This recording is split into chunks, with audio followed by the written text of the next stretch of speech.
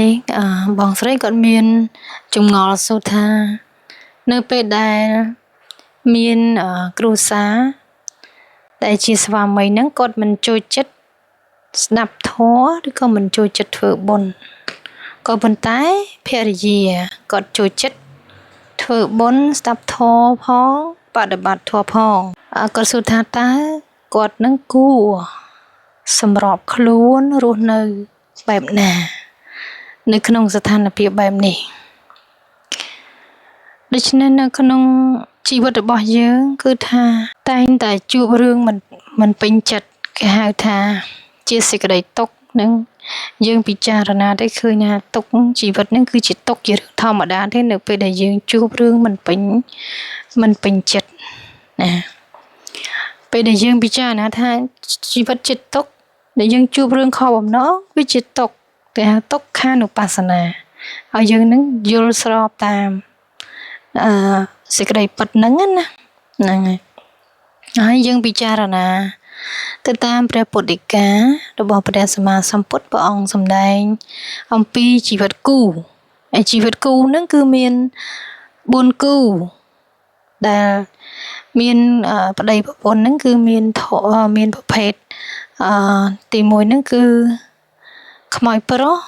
រស់នៅជាមួយនឹងទេវតាស្រីណាទី2គឺខ្មោចស្រី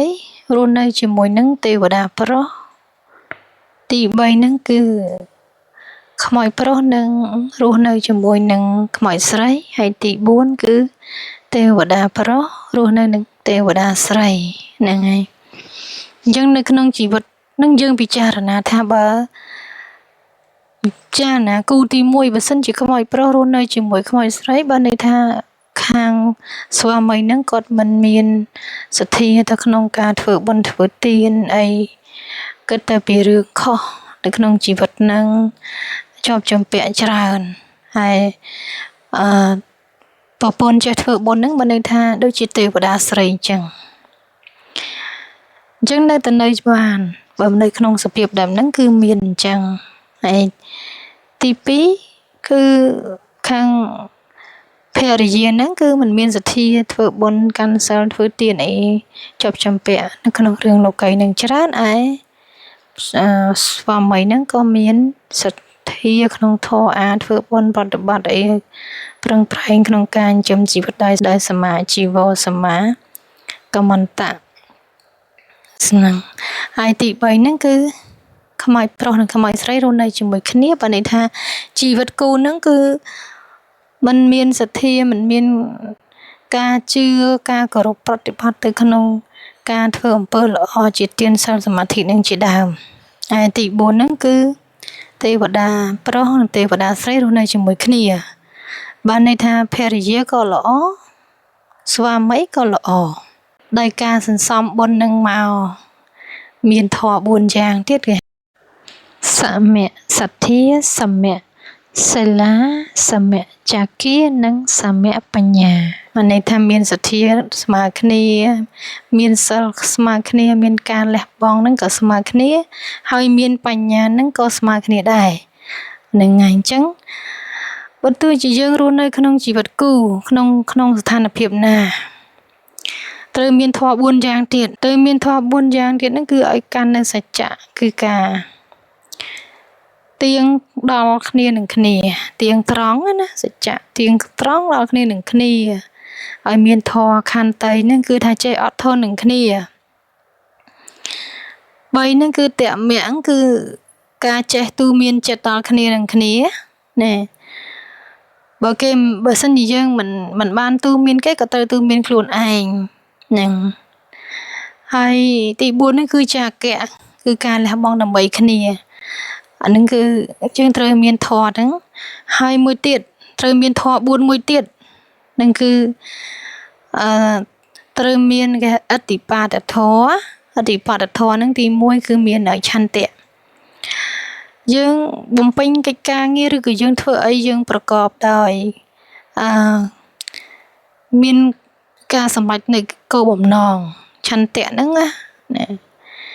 ការមោះមុតនៅក្នុងកិច្ចការងារហ្នឹងទី2គឺមានការព្យាយាម មានការព្យាយាមវិរិយៈព្យាយាមនៅកិច្ចការរបស់យើងនឹងដែលនៅក្នុងសេចក្តីល្អនឹងដោយយើងមិនមានសេចក្តីខ្ជិលទេគឺកោសញ្ញៈនៅក្នុងកោសញ្ញៈហ្នឹងក៏វាមានសេចក្តីខ្ជិល6យ៉ាងដែរណាសេចក្តីខ្ជិលហ្នឹងគឺព្រោះតែក្តៅពេកព្រោះតែត្រជាក់ពេកព្រឹកពេកល្ងាចពេកឃ្លានពេកឆ្អែតពេកហ្នឹងធ្វើឲ្យមានសេចក្តីខ្ជិលហើយតែមានសេចក្តីខ្ជិលគឺមើលទោសគ្នាឯធម្មតា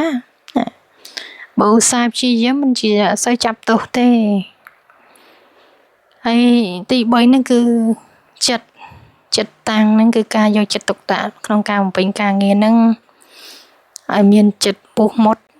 ចិត្តស្ងប់ក្នុងការគិតគូរធ្វើកិច្ចការងារហ្នឹងគេហៅថាធ្វើអីមិនរវើរវាយចិត្តណាអារម្មណ៍តែមួយមានសមាធិក្នុងការធ្វើអ្វីមួយវាងាយនឹងសម្រេចហើយទី3ហ្នឹងវិមង្សាមានការពិចារណានៅដោយបញ្ញានៅក្នុងការងារនោះអ្វីដែលយើងធ្វើហ្នឹងគឺថាធ្វើដោយបញ្ញាកម្លាំងប៉ុន្តែបើគ្មានបញ្ញាក៏ការសម្រេចហ្នឹងក៏ដោយលំបាកដែរអញ្ចឹងត្រូវមានបញ្ញាហ្នឹងចេះមើលអ្វីដែលខ្លួនឯងអាចធ្វើបានមានជំនាញច្បាស់លាស់មានភាពប៉ិនប្រសប់ហើយកិច្ចការហ្នឹងងារទៅធ្វើយ៉ាងម៉េចដើម្បីឲ្យបានសម្រេចហ្នឹងហើយមួយទៀតក្នុងនាមយើងជាអ្នកដែលអប់រំចិត្តហ្នឹងត្រូវមានការរក្សាសិលធ្វើនៅសមថវិបស្សនាព្រោះនៅពេលណាដែលយើងមានការប្រតិបត្តិបធរចិត្តរបស់យើងនឹងធ្ងន់ចិត្តរបស់យើងនឹងមានព្រមវិហារធរហើយ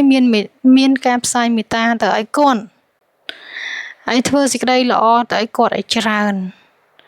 អានឹងឲ្យអាចសម្របហើយបើន័យថាយើងសម្របពីយើងព្រមទទួលយកអ្វីដែលអាក្រក់អាហ្នឹងល្អណែអ្វីដែលអាក្រក់គាត់មិនអាចកែប្រែបានយើងព្រមទទួលយកតែអ្វីដែលល្អយើងក៏ព្រមយកដែរនឹងប៉ុន្តែយើង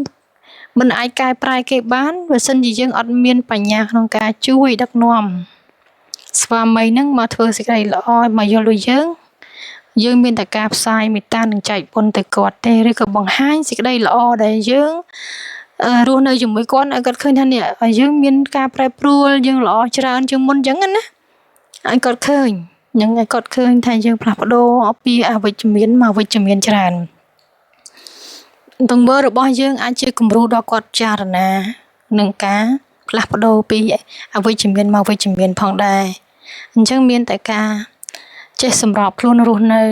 កុំទាមទារចង់បានអ្វីពីគាត់ណាបើយើងអាចផ្ដល់ឲ្យគាត់បាននៅសេចក្តីល្អរបស់យើងក៏យើងផ្ដល់ទៅតែក៏យើងកុំទាមទារពីព្រោះនៅពេលដែលយើងទាមទារគឺវាមិនដូចចិត្តទេព្រោះគាត់កំពុងតែមានសេចក្តីខ្វះខាតនៅក្នុងចំណុចល្អសម្រាប់ខ្លួនគាត់ហើយយើងចង់ទាមទារ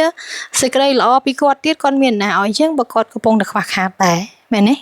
អញ្ចឹងនេះយើងត្រូវអនុគ្រោះគ្នាអញ្ចឹងឯងអញ្ចឹងយល់ទេបងខ្ញុំសូមអនុមោទនា